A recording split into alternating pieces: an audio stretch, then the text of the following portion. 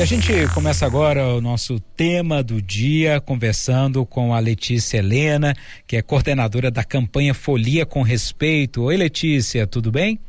Alô, bom dia, tudo ótimo. Obrigado pela participação, para a gente falar de uma campanha tão importante nesse carnaval. Mais um ano com a Folia com Respeito, com os blocos aqui do Distrito Federal. E para a gente explicar, Letícia, o bloco que ganha esse selo, ele precisa seguir que tipo de diretriz? Olha, o bloco, para ele receber o selo, ele tem que assinar uma carta compromisso, que ela está fazendo parte da nossa campanha, na verdade, desde o ano passado, né? Para ele participar e receber esse selo, ele tem que concordar com os itens da carta compromisso, que, assim, dentre eles, acho que os mais importantes são o fato de ter que manter uma comunicação nítida, direta e clara com os foliões e folianas quanto ao bloco ou atração, não aceitar nenhum tipo de violência, racismo, assédio ou LGBTfobia nos seus eventos. Muito bem. Letícia, pelo que vocês observam na organização do carnaval nos últimos anos, quais são as práticas mais frequentes e que geram o maior número de denúncias?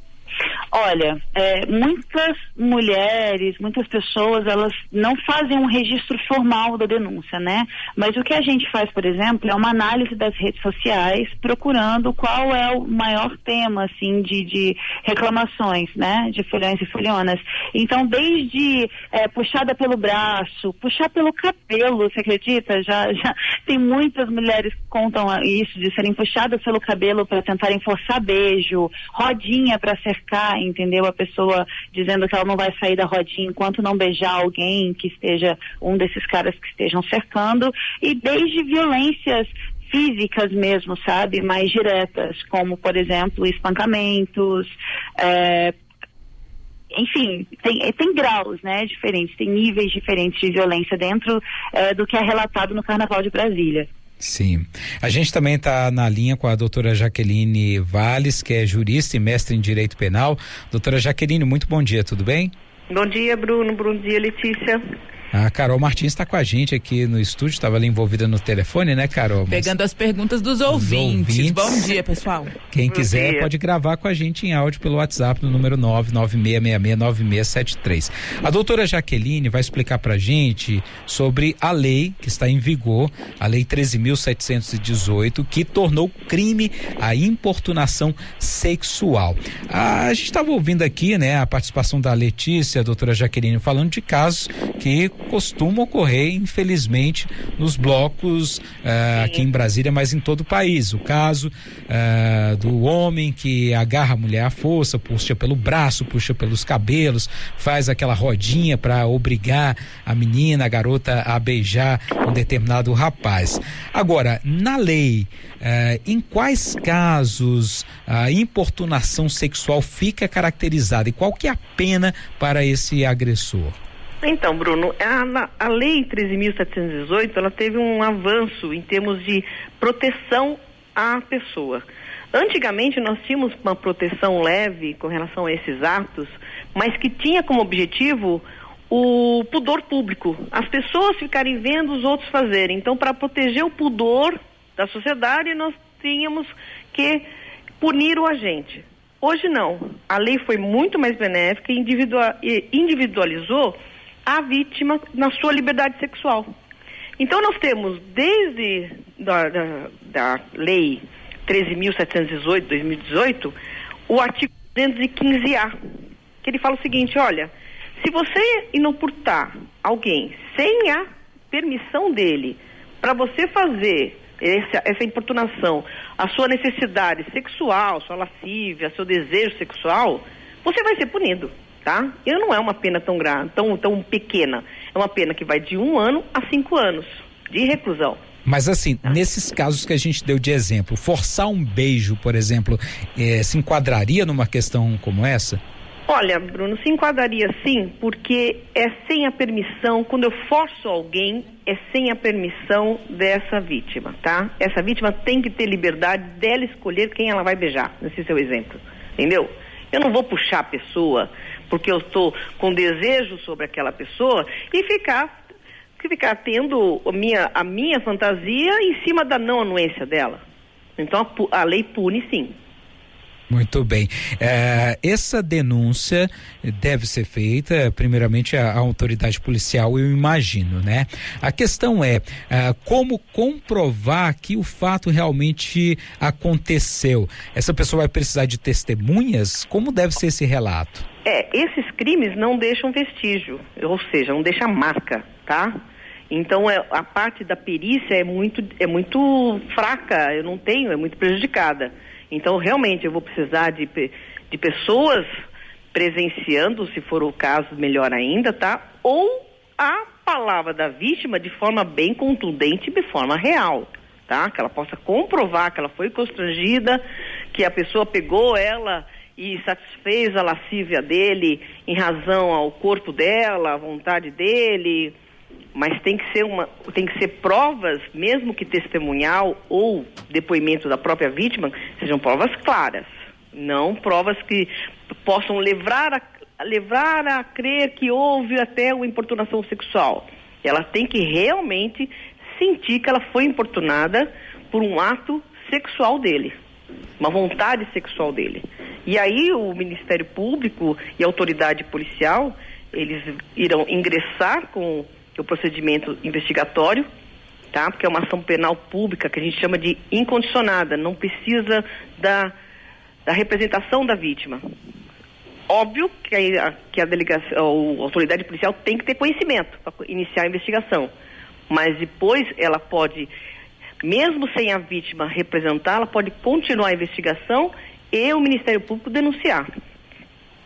Letícia, na campanha Folia com Respeito, a gente está falando também desses casos de assédio, mas sobre outras questões, como o racismo, a LGBTfobia, a injúria racial, que também são casos frequentes, são cometidos em blocos de carnaval. E o nosso ouvinte aqui está perguntando o seguinte: por que também não exigir que os blocos repudiem o uso de drogas ilícitas, além de outras questões? Como é que vocês tratam desses temas? Alô, Letícia? Alô? Oi, pronto, a gente está te escutando. Oi, me ouvindo? Sim. A gente não encara isso como um problema coletivo, mas como um problema individual. É algo, de repente, que cabe mesmo a gente, de repente, criar alguma campanha também. O que a gente faz é o seguinte, por exemplo, bebidas alcoólicas têm sido um grande problema, principalmente quando chega no final, no momento da dispersão dos blocos. Tem pessoas que passaram um pouco da conta, não só com drogas ilícitas, mas com drogas lícitas também, como é o caso da bebida, né? Então, com muitas adolescentes, inclusive, que não sabem beber, entendeu? E é muito mais fácil você ter acesso, por exemplo, a uma garrafinha de cachaça do que a uma droga ilícita. Então, acho que a gente tem que levar em consideração tudo isso. Dentro da nossa campanha, o que a gente faz é também dicas de autopreservação. Como, por exemplo, se for consumir algo, por exemplo, se você for consumir bebida alcoólica em demasia, tenta beber uma água, se hidratar, tenta comer alguma coisa, tenta estar na companhia dos seus amigos e amigas até o final, né? Para que você não fique, de repente, num momento em que você acaba ficando ali fragilizada, né? Nossa campanha, por exemplo, esse ano, ela está muito focada no atendimento dessa dispersão, né, dos blocos, principalmente dos blocos LGBTIs, dos blocos feministas, né, onde a gente tem uma maior concentração do público que é vítima, né, de minorias que são vítimas, tanto diariamente na sociedade quanto no carnaval, né. Então, a gente está com um posto móvel, por exemplo, onde vamos passar nessa dispersão desses blocos para estar auxiliando. Se tiver alguém perdida, alguém que precise ligar para chamar alguém para buscar, alguém que esteja passando mal ou que esteja ferida, que a gente possa fazer um encaminhamento ou para um posto de saúde, se for o caso, ou para uma delegacia para fazer algum registro de alguma violência. Ou simplesmente falar, olha, você está bem, está passando mal, quer que a gente chame alguém?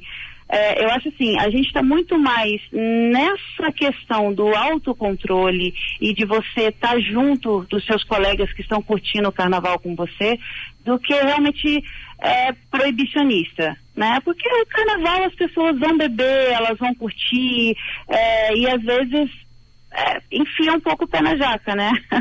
Então a gente está ali também para ajudar nessa conscientização do autocuidado. Muito bem. Doutora Jaqueline, a gente falou aqui da lei de importunação sexual. Agora, em quais situações pode ser até aplicado outros artigos do Código Penal para caracterizar determinados atos como estupro? Quando houver a violência, Bruno.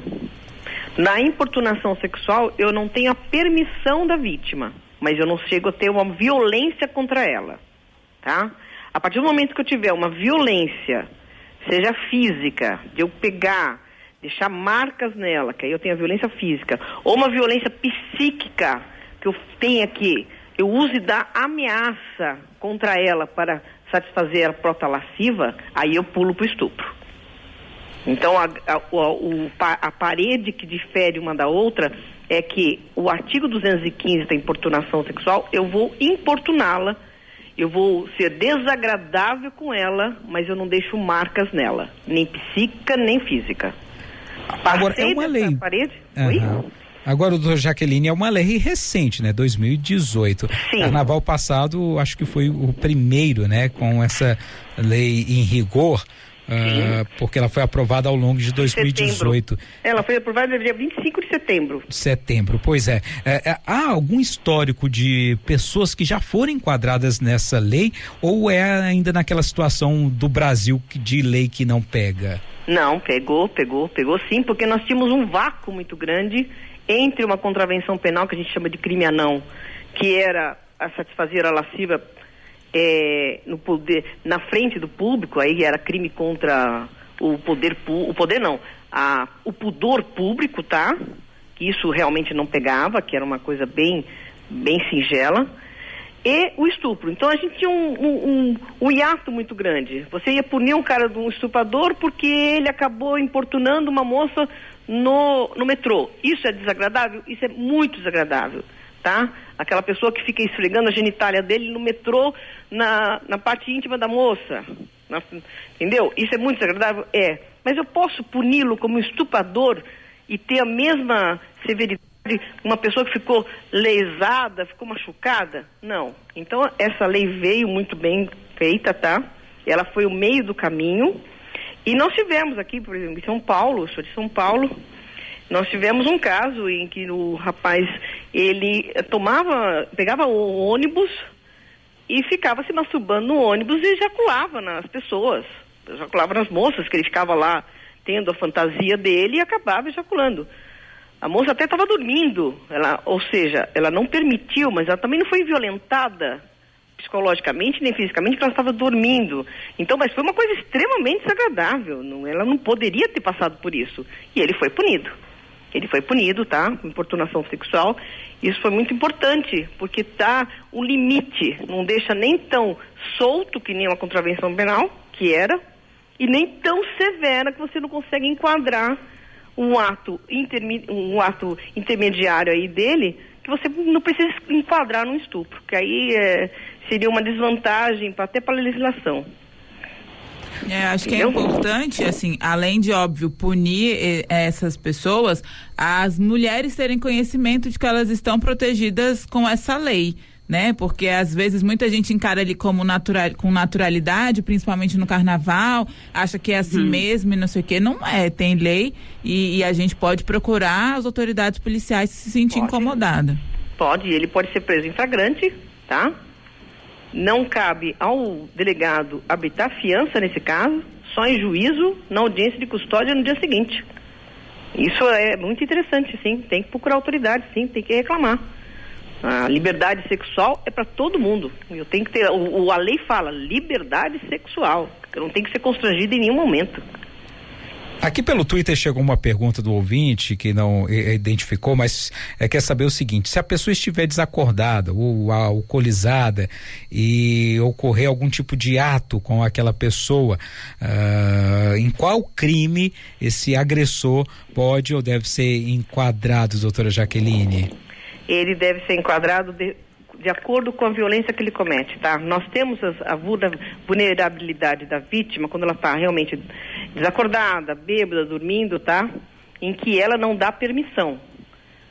Esse artigo, ele não dá permissão, 215, que é importunação sexual, ele é praticado contra alguém que não dá permissão, seja acordada, seja dormindo. Ele não dá permissão. A partir do momento que eu estou vulnerável muito mais, tá?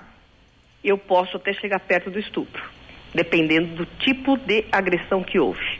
Sim. Temos mais uma participação em áudio. Mas existem outras campanhas também acontecendo, como o Carnaval Sem Gordofobia, que vem para debater, por exemplo, o respeito ao corpo gordo, a diversidade de corpos. Muitas mulheres gordas não têm coragem de sair na rua no Carnaval, porque sofrem muito, são muito hostilizadas, e isso também é o mínimo de respeito. Acho que em relação às pessoas trans e gays também é a mesma coisa, assim. Então, assim, respeitar uma mulher e dizer não é o mínimo, mas outros tipos de respeito também são o mínimo, sabe? E também tem que ser debatidos e feito campanhas para as pessoas se sentirem livres e seguras para curtir o Carnaval. Muito bacana a participação da nossa ouvinte Fernanda Amador.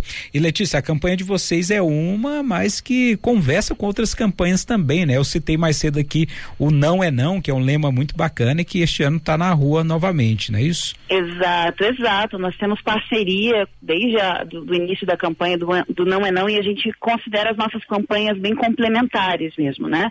E com relação à diversidade de corpos, que foi perfeito o comentário da ouvinte, a nossa campanha, por exemplo, desde o início, os atores e atrizes da campanha, a gente sempre procurou essa diversidade de corpos mesmo, sabe? Essa diversidade. Nós temos homens, nós temos mulheres trans, nós temos gordinhos, gordinhas, então nós temos assim uma variedade, justamente para não ficar também naquele modelo de que quem curte carnaval são só corpos esguios, são só o padrão, né?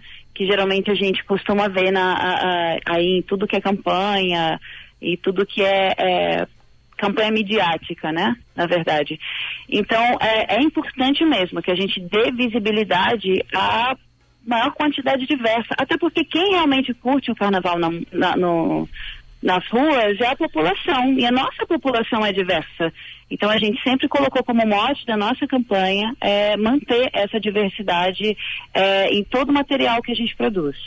Muito bacana. Letícia, durante a fala da Jaqueline, eu percebi que você queria comentar alguma coisa. Não, eu estou encantada, na verdade, com a doutora Jaqueline. Depois eu quero até ter uma conversa com ela que é muito interessante, né? Porque a questão dessa legislação que ela surgiu, ela realmente veio para preencher um vácuo, né? Algo que muitas vezes era considerado quase como tradição de carnaval, de você ir, curtir e ter que ter pegadas na sua bunda, esse tipo de coisa. Todo mundo voltava para casa chateadíssimo, sabe, comentando, meu Deus, me apertaram e me puxaram e como você denunciava isso, né? Então, desde que a lei foi aprovada em 2018, a gente pelo menos tem algo aonde a gente possa se amparar, não é? Agora, é uma mudança, né? Isso tudo vem para causar uma mudança na sociedade, porque até quando você vai a uma delegacia, mesmo que seja, por exemplo, uma DECRIM, a gente ainda fica meio que constrangido. Tem muitas mulheres, por exemplo, que elas... É uma situação desgastante emocionalmente, né? Às vezes você fica sem reação, não sabe o que fazer. Então, às vezes, você não sabe nem que você tenha direito a fazer um registro, que isso se caracteriza como importunação sexual. Então, muitas pessoas aproveitam para desabafar na internet. Então, nós temos também na campanha um monitoramento das redes sociais, que monitora as informações dos blocos, e quando há alguma denúncia, a gente entra em contato com a denunciante para saber se foi com ela, se foi com um amigo, alguma amiga, e tentamos ver assim como a gente pode auxiliar psicologicamente, ou se a pessoa precisa de um apoio jurídico, a gente também corre atrás. Então, assim, é muito importante a aprovação dessa lei. Que bacana. Letícia, já são quantos blocos aqui no Distrito Federal que estão com o selo da campanha Folia com Respeito? Olha, até o momento, assinantes da campanha, nós temos 46, mas a cada dia aumenta mais, porque a gente ainda está no pré-carnaval, né? Tem muitos produtores e produtoras que ainda estão correndo com várias outras coisas, mas a gente está colocando na mídia já, né? Que quem quiser assinar a carta compromisso, seja um evento, seja um bloco ou alguma entidade, a gente está aberto a recebê-los. E você juntos já tem eu acho que a gente consegue fazer, né, essa memória feliz do carnaval novamente. Bacana. E vocês conseguem perceber que os blocos que ganham esse selo conseguem até mais adesão do público das pessoas que se identificam com esses valores?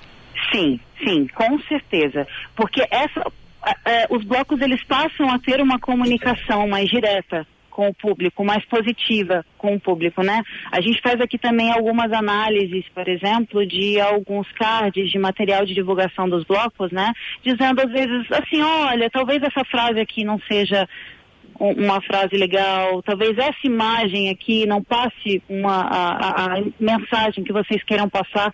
E essa comunicação com o público é muito importante, para o público saber assim, qual é o evento que ele está indo, que espaço é aquele, que território é aquele que a gente tem que respeitar.